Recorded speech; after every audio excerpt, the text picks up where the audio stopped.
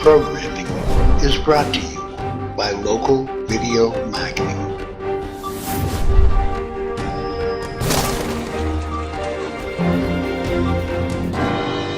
In association with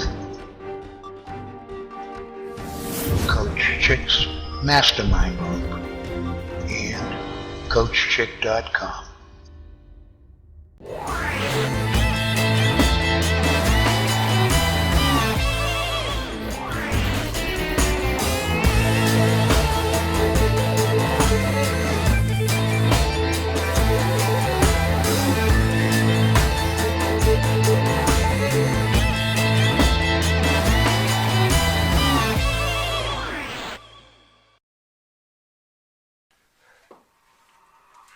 So I hope you're ready to go ahead.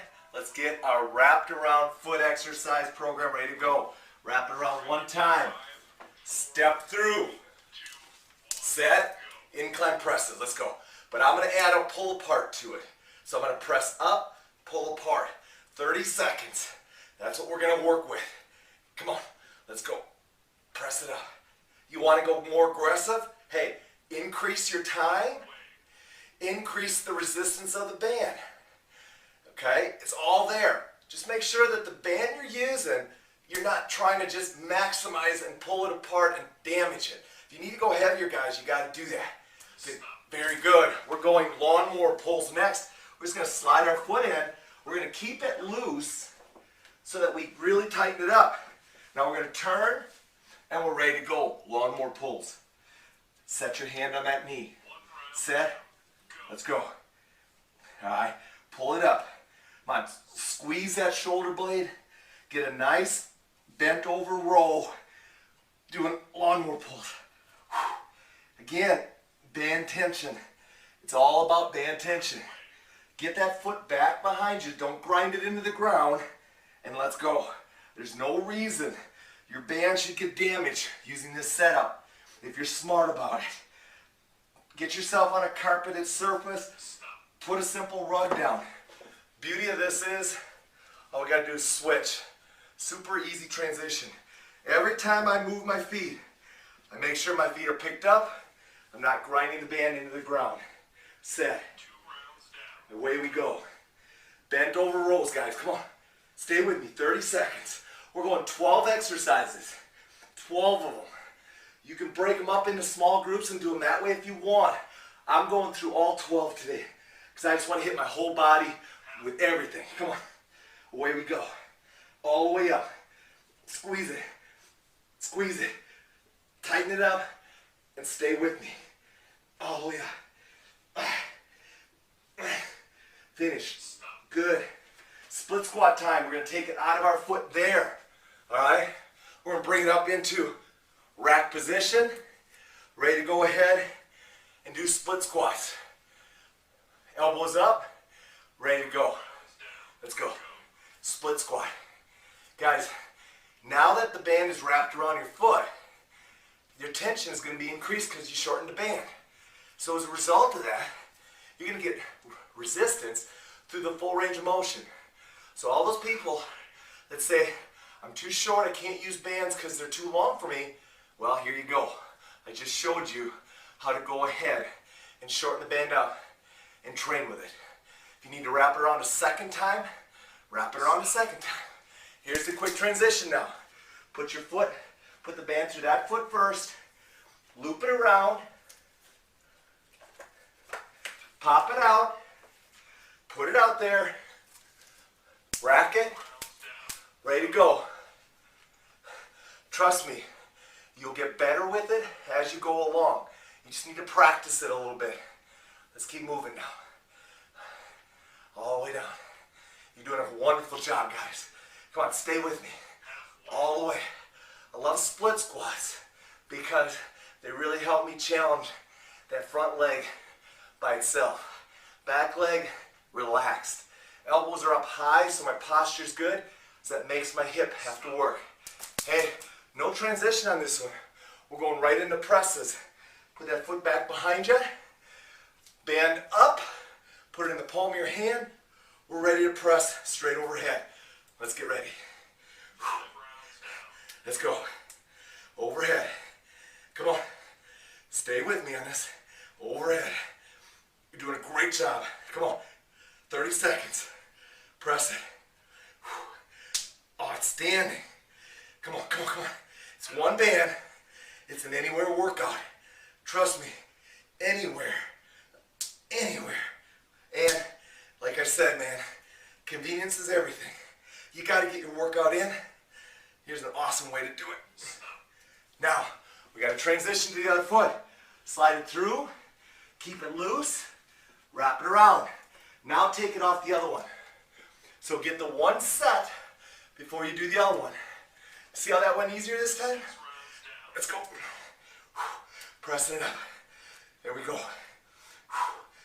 Overhead push. Notice, it's kind of a push, pull, pull, or a push, pull, lower body. So we let everything hit. Alright? Press it up. Make sure when you press, you're pushing up and not forward so the band doesn't rub on your arm. I don't want to hear about bands rubbing on your arms. Don't give me that. You're not doing it right. Press overhead. Very good. It's high pull time. Super quick transition. Just slide it onto the other foot. Don't rub the band into the ground. Loosen your foot. Get it out there. Stand up. You got tension through this full range of motion. Let's go.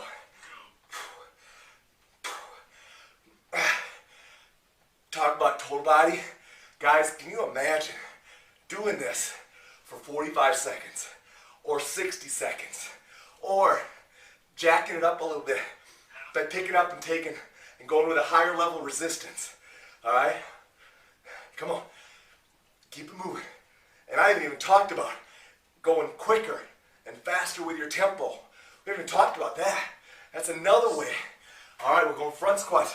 I'm going to bring my foot in a little bit because I want a narrower base of support before I go to front squats, which is right there. Elbows up. We're ready to go. Set. Down we go. Now, interval timers are great because they take you through your time. Just put your music on the way you want and set that interval app. There's a lot of variations of it. Find one that works for you. You can also use a timer, but there's something about a voice telling when to start and stop that I like. Come on, let's keep going. All the way down. Nice job. We're going straight leg deadlift. Now, for this one, I want a little bit more tension. So I'm going to double wrap. I'm going to wrap it around this foot. So now I get double tension. Alright? Not really double tension. I'm sorry. I misspoke on that. Shorter band that allows me to get a little bit more increased tension on an exercise that's pretty strong. Obviously, straight leg deads, you can do a lot of weight with. But you know what I like about this exercise, doing it this? Range of motion. Yeah, lengthening out my hamstrings and really stretching them out dynamically before we end up hitting those bicep and tricep quick. Very good. I'm going to unhook. Ready to go tricep. Right there. Right up to here. Ready to go tricep press. You with me? We got 2 to go. Stay with me. Come on. Stay with me. Set. Up we go. Come on. Now I know I could just show you these exercises in a quick video, but I thought, man, why not work out with me? Why not just get with me and let's go? Yeah, let's go. All the way overhead. Come on. It's one band. It's the beauty of it. It's one band. I'm going to feel great after this workout. I sure hope you are. Because I hit 12 exercises. I hit my whole body. And I got some great interval work in. Bicep curls to finish. Hey, how easy is this?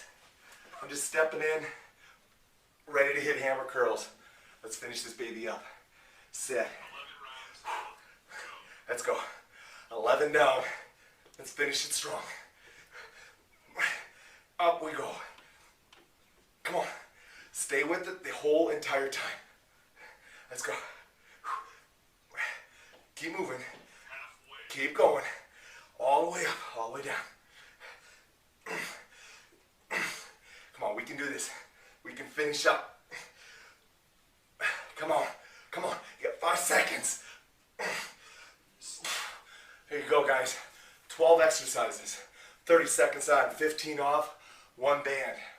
Wrap it around your foot so you get full tension through the full range of motion.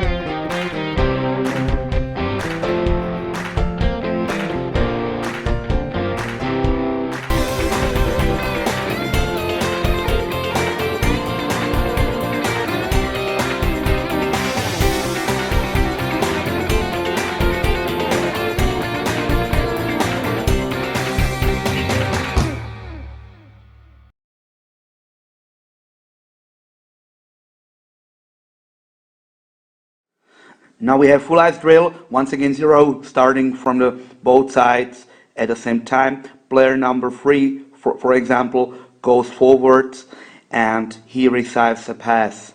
He made a curve here on the blue line. Now he's got a puck, he goes with a puck straight on. He plays a pass on the player number 1. Now he goes this way and he receives a pass like this. After he received this pass, he goes once again 0, takes a shot. This is the first drill, very easy one for warm up of the goalies because we have shooting from the left and from the right side.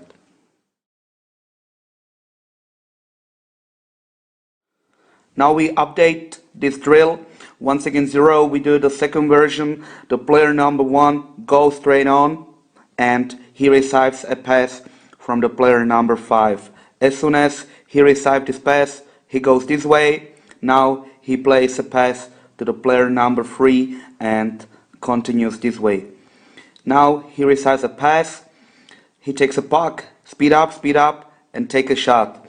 After he took a shot, here in the corner are pucks. He goes into the corner, he takes a puck. Now came player number 3 this way. He received a pass from this player. This player goes in the front of the net for a screen and this player number 3 takes a shot. So we have 2 shots, 4 players working at the same time. It's a very great drill.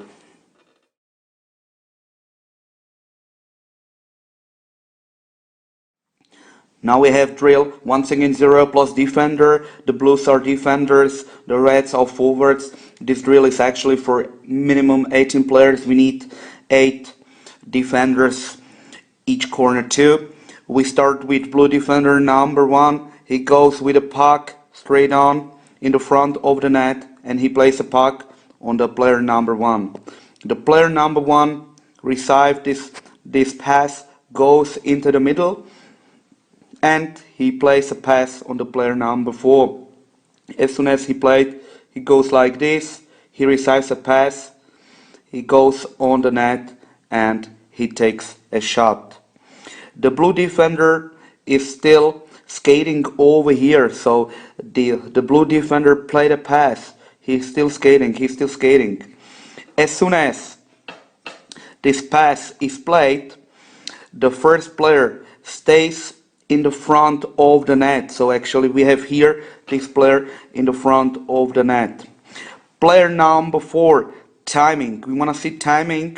This player comes over here and he receives a pass from the defender number 2. So he can take a second shot. Defender, this one is still skating over here.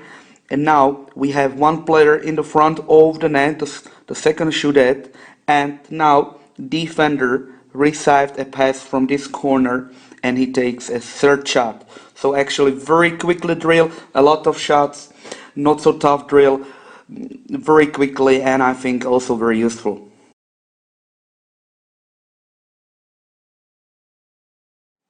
Now we have simpler drill, once again 0. The forward number 1 plays a pass to the D number 1. D number 1 moving to the side and he plays the pass from here to this forward. This forward moving into the middle, very quickly feeds. Now he plays a pass on the forward number 5.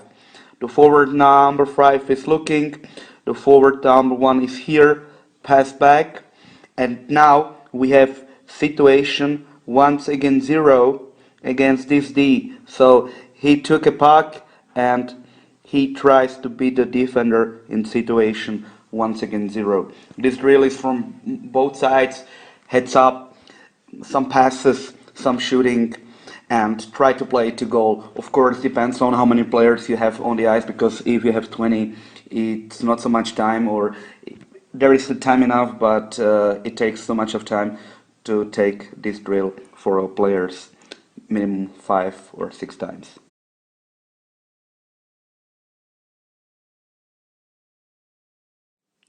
Now we have drill 2 against 1.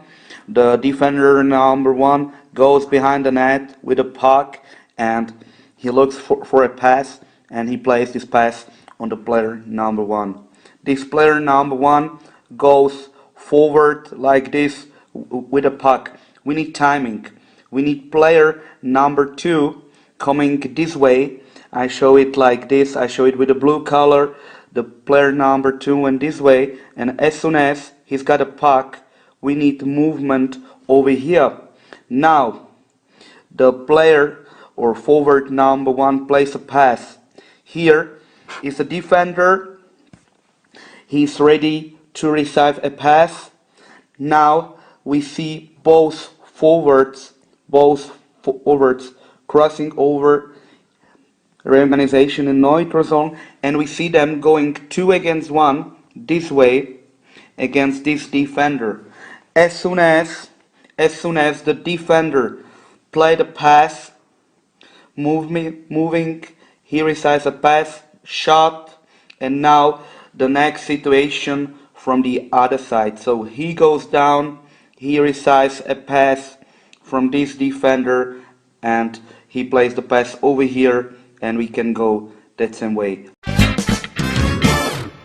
Dennis Chighisola's The Nature of Our Game ranks with other high-level essays, authored by the likes of Gladwell, Percival, and Coyle. It's an in-depth study of our game, it's about the challenges players face in the heat of battle, and it's about the things that influence the way players need to train, both off and on the ice. Get it now, and be well armed to answer almost any question that arises about our game.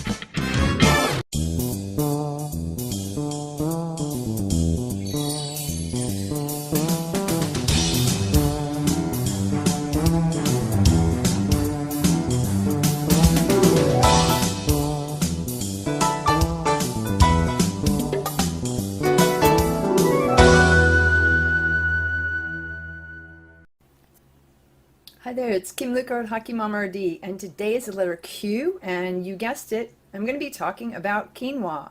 Quinoa is a South American grain. It's gluten-free, low-fat, and high in protein. It contains all of the essential amino acids, making it a complete protein. When you cook it, it can be a bit of a challenge, so I wanted to show you how I do it. So you want to begin with, I'm using a 1 quart saucepan. You use a 2-to-1 ratio of quinoa to water. So here is 1 cup of dried quinoa, and then I have right here 2 cups of water. That's all you need.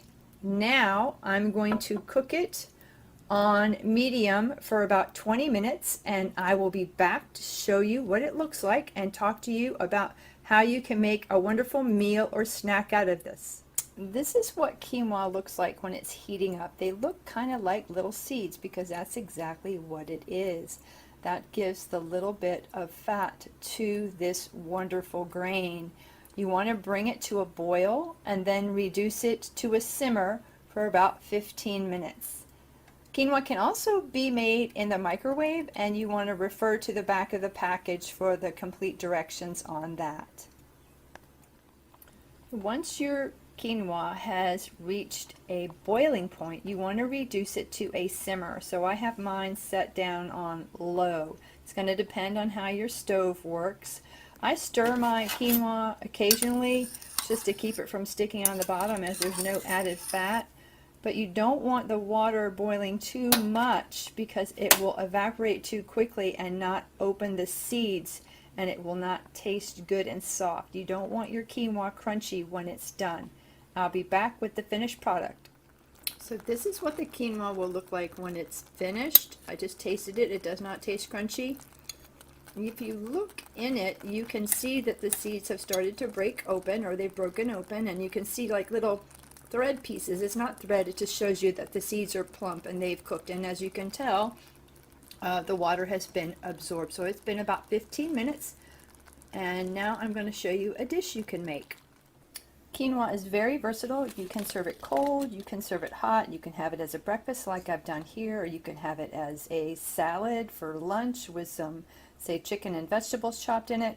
Right here I have a little bit more than a half a cup of cooked quinoa, so that's providing more than 10 grams of protein and more than 60 grams of carbohydrates. I added bananas, 1 banana, 2 teaspoons of brown sugar, and a splash of almond milk to make it a little bit cooler and have a little bit more consistency like the oatmeal that I like. But this would make a great breakfast. Go ahead, be adventurous, try it, have your quinoa breakfast, and it will pack a punch with energy and staying power, and you won't go reaching for the donuts and the coffee at work, and it will prepare you for your afternoon skate or your afternoon activities in the gym. I hope you've enjoyed this video. If you'd like some help with a meal plan, you can contact me at kim@hockeymomrd.com and mention that you saw my videos on Coach Chick's TV channel. Make it a great day and happy skating till next time.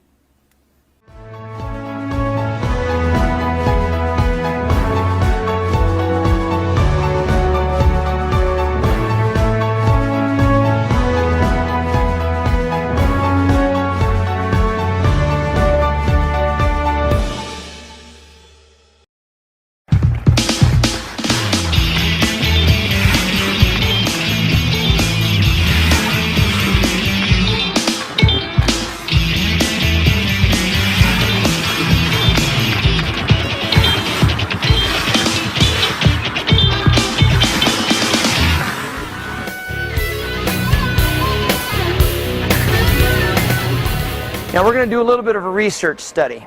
I've got my photoelectric timing cells that I use for research purposes, and we're going to skate 120 feet.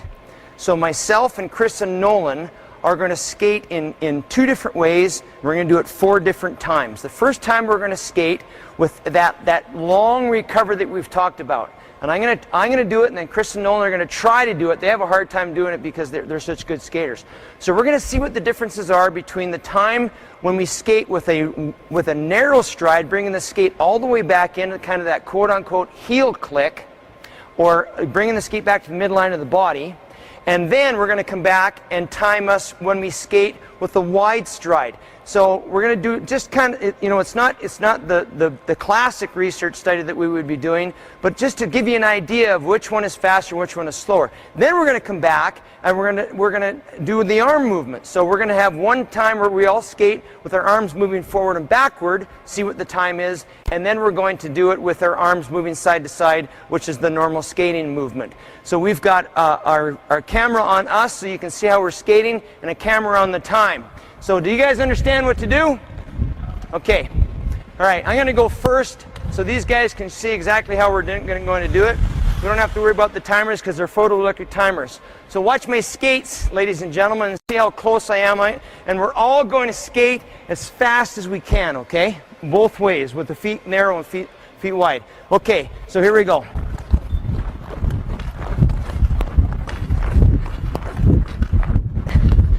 So I stopped the clock at 5.04 seconds. Okay, now we're going to watch with Chris. Now see the narrow stride that Chris has. See, he's bringing his skates up high and he's bringing his skates in. So Chris was 5.10. And now we're going to watch Nolan. So watch Nolan's skates. Watch how, look at the narrow stride he has. Bringing his skates all the way in. Now he didn't skate all the way through, but still, he's 5.12. Now, ladies and gentlemen, we're going to skate normal. We're going to skate with the typical wide stance, and we're going to see how fast we are and see what the difference is. Okay guys, as fast as you can, one hand in your stick. Now just skate like you normally do, okay?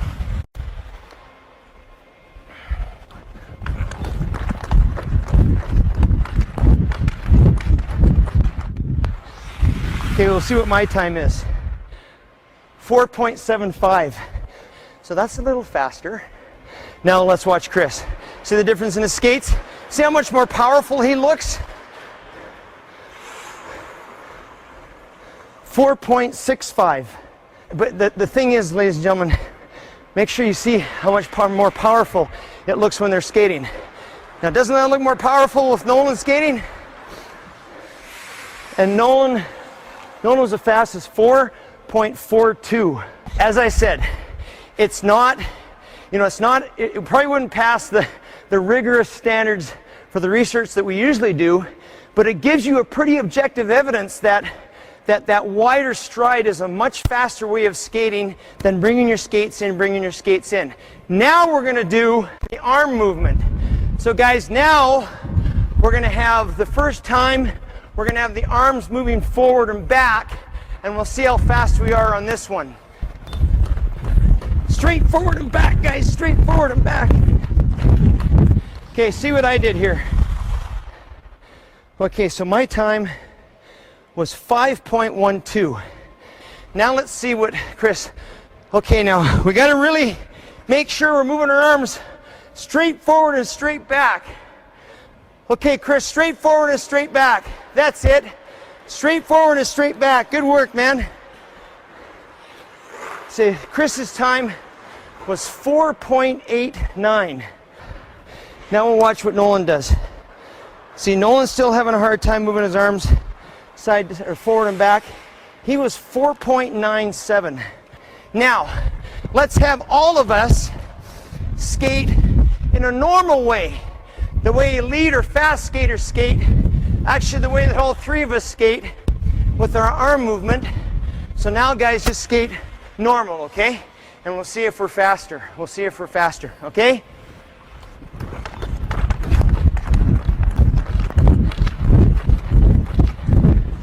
Okay, we'll see how I did. See if I was faster. 4.79. And now Chris is going to go, and we can just see what Chris is going to do here. That's it, Chris. Good work, man. Side to side. 4.73. And we'll see what Nolan does here. And we'll see if Nolan is faster. He certainly looks faster, doesn't he, ladies and gentlemen? 4.65. All right, now let's analyze these times for myself, Chris, and Nolan. So when we skated with the narrow stride, bringing the skate back in, kind of that heel click that some power skating instructional programs talk about, I had a time of 5.04 seconds.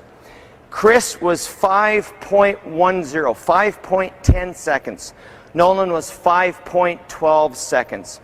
Then when we came back and we skated regular like hockey players do, you know, fast skaters, wide stride, quick recovery, well, I had a time of 4.75. Chris was remarkable at 4.65 seconds, and Nolan had a time of 4.42. So the differences between the narrow stride, bringing it in, and a normal wide stride, quick recovery, ranged from 1/4 of a second to almost 3/4 of a second, 0.25 seconds to 0.70 seconds. So clearly, ladies and gentlemen, clearly that wide stride, that regular movement of skating is faster. Now let's look at what we did when we had the arms moving forward and backward compared to a natural skating movement of forward arms going side to side. So when we were skating with the arms going straight forward and straight back, or at least when we were trying to do it, I had a time of 5.12. Chris had a time of 4.89, and Nolan had a time of 4.97. Then when we came back and had a natural movement, arms moving to the side, legs moving to the side, but primarily arms, I had a time of 4.79. Chris had a time of 4.73. And Nolan had a time of 4.65. So not as much difference, but we had a difference of when the arms move side to side, it was faster by 0.16 to 0.33 seconds. So 0.16 to more than a quarter of a second. More than a quarter of a second. A quarter of a second is the time between when you get the puck and you don't get the puck because you're not fast enough. It's the time where you score a goal and you don't score a goal because you're not fast enough.